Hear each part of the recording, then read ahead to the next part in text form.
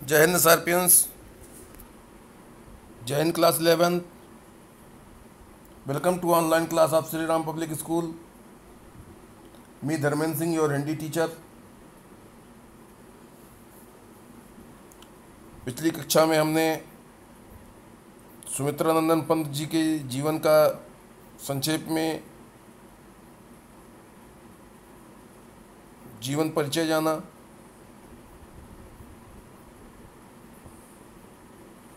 आपकी पाठ्य पुस्तक में निहित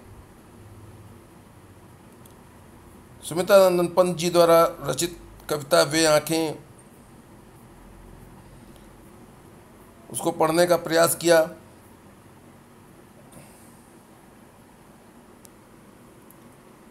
पहले 4 अनुच्छेदों में कवि ने बताया है कि किस प्रकार किसान की स्थिति कैसी है। उसकी आंखों को देखने से उसकी स्थिति का पता चलता है, किस प्रकार से क्यों उनको डर लगता है, उसका पूर्व का जीवन कैसा रहा है और आज का जीवन कैसा है। कभी बताता है कि किसान जब सोचता है अपने उन खेतों के बारे में जिससे उनके जीवन में खुशहाली आती थी, अपने उस पुत्र के बारे में जो कि महाजन के ब्याज को संपूर्ण रूप से ना दे पाने के कारण मार डाला गया उनके महाजन के कारकुनों के द्वारा। अब हम आगे पढ़ने का प्रयास करेंगे।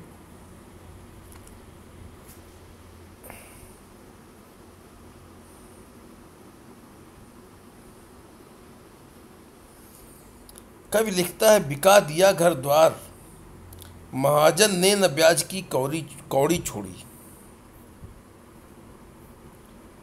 रह रह आंखों में चुपती वह कुर्क हुई बर्धों की जोड़ी। महाजन का अर्थ होता साहूकार, ऋणदाता। कौड़ी माने 1 पैसा। कुर्क मतलब नीलाम होना। बर्धों की जोड़ी मतलब बैलों की जोड़ी। उजरी उसके सिवा किसे कब पास दुहाने आने देती, आंखों में नाचा करती उजड़ गई जो सुख की खेती। उजरी माने उजली। एक गाय उसके पास थी, उसका नाम था उजरी। सिवा मतलब बिना। दुहाने मतलब दूध धोने के लिए। मतलब आंखों में नाचना मतलब बार बार सामने आना।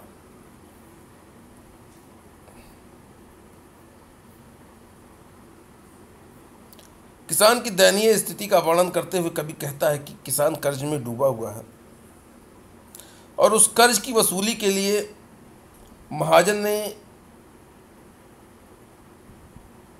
उसके घर तक को बिकवा दिया।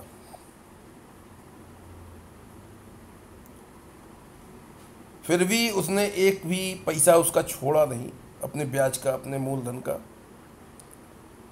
और उस मूलधन को पूर्ण करने के लिए उसके पास जो बर्धों की बैलों की एक जोड़ी थी वह भी कुर्क हो गई, नीलाम हो गई।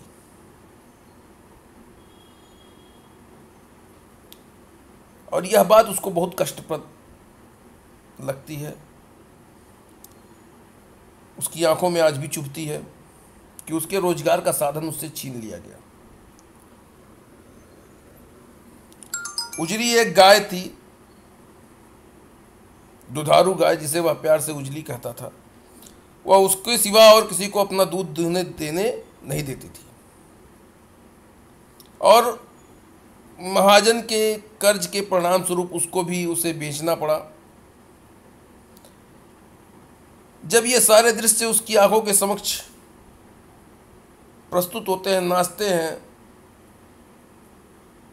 तो उसको लगता है कि उसकी सुख भरी खेती, जो जीवन की उसकी सुख भरा जीवन था, वो सुख भरी जीवन की खेती आज उजड़ चुकी है। आज वह हताशा और निराशा के अंधकार में गोते लगा रहा है। पैराग्राफ में किसान के ऊपर महाजनों के अत्याचार का सजीव वर्णन है। घर का कुर्क हो जाना, बैलों का कुर्क हो जाना, गाय को बेचना, ये सब दृश्य एक कारुणिक दृश्य उपस्थित करते हैं।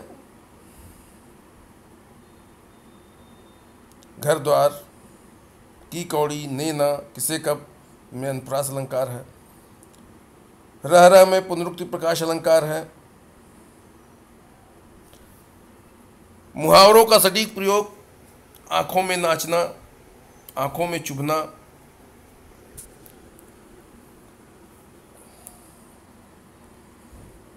देशज शब्दों का प्रयोग, बर्धों। कविता को पढ़ने से ग्रामीण परिवेश साकार हो उठता है।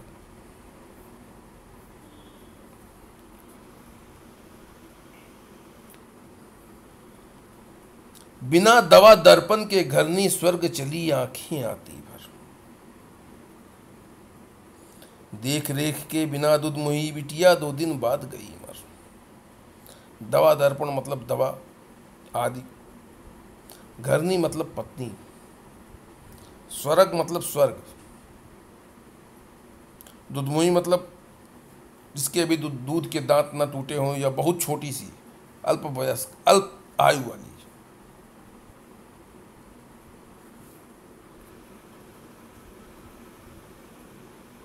घर में विधवा रही पतोहू लक्ष्मी थी, यद्यप पतिघातिन पकड़ मनाया, कोतवाल ने डूब मरी कुएं में एक दिन।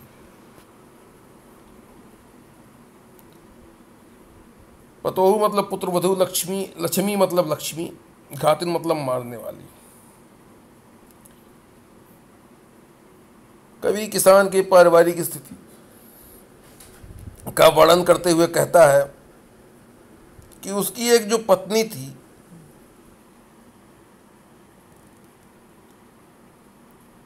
धर्म पत्नी, उसकी अर्धांगिनी जो थी, वो दवा के अभाव में मर गई।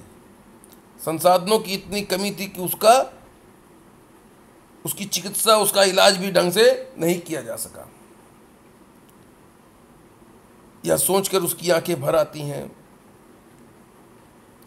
और उस पत्नी की मृत्यु के पश्चात उस पत्नी पर आश्रित नन्ही बिटिया भी 2 दिन बाद मर गई, क्योंकि उसका देख रेख कोई नहीं कर पाया, इसलिए उसका भी प्राणांत हो गया।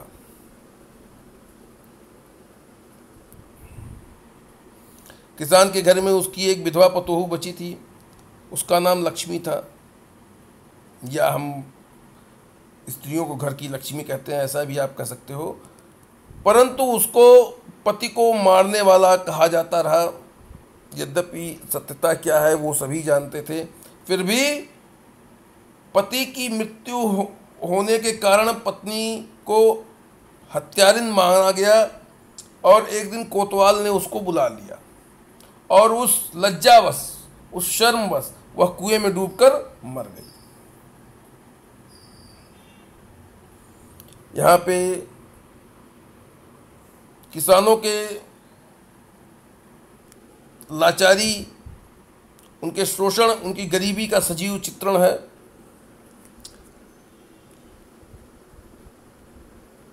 आंख भर आना मुहावरे का प्रयोग सार्थक है।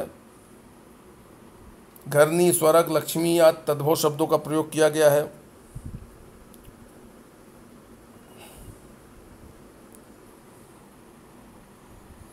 दवा दर्पण 2 दिन अनुप्रास अलंकार है। एक विधवा स्त्री के प्रति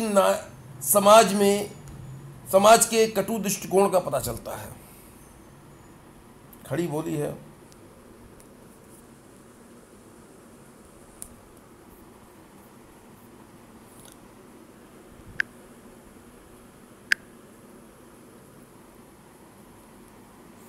खैर पैर की जूती जोरू न सही एक दूसरी आती, पर जवान लड़के की सुधकर सांप लौटते फटती छाती।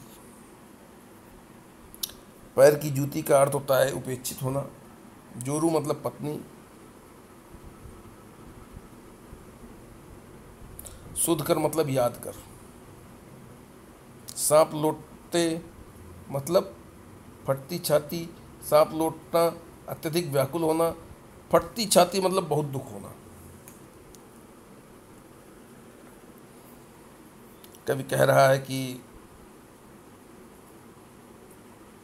किसान को अपनी पत्नी की मृत्यु पर बहुत विशेष शोक नहीं है। उसके विवेक के अनुसार यदि पत्नी नहीं रहती है, मृत्यु हो जाती है, तो वह दूसरी विवाह करके ले आ सकता है। उसे पैर की जूती के समान समझा गया है। परंतु अपने जवान युवावस्था में पुत्र के मृत्यु का उसे आघात लगा है, उसको याद करके उसे असहनीय कष्ट होता है, उसकी छाती फटने लगती है। पिछले सुख की स्मृति आंखों में क्षण भर एक चमक है लाती, तुरंत शून्य में गड़वा चितवन तीखी नोक सदृश बन जाती। स्मृति मतलब होता है यादें, चमक लाना मतलब खुशी लाना, चितवन मतलब दृष्टि, शून्य मतलब आकाश, सदृश मतलब समान।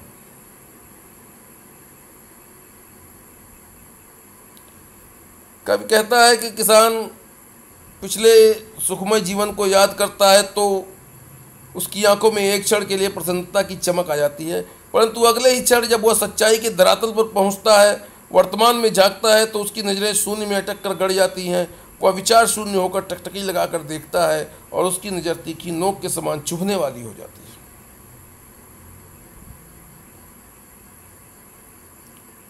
पत्नी के प्रति किसान की निम्न मानसिकता को दर्शा रहा है यह शब्द। उस समय समाज में जो स्त्रियों की दशा रही होगी, उन स्त्रियों की दशा को, उनकी स्थिति का वर्णन इन शब्दों द्वारा कवि ने किया है। सांप लौटना, छाती फटना, पैर की जूती आदि मुहावरों का सजीव प्रयोग हुआ है। तीखी नोक सदृश में उपमा अलंकार है, खड़ी बोली है, ग्रामीण परिवेश का चित्रण है।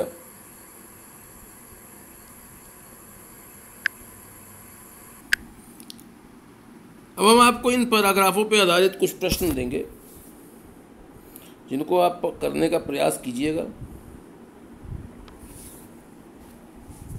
कहीं किसी भी प्रकार की समस्या आती है तो सायंकाल अपने दिए गए निर्दिष्ट समय में आप उस समस्या का समाधान प्राप्त कर सकते हैं।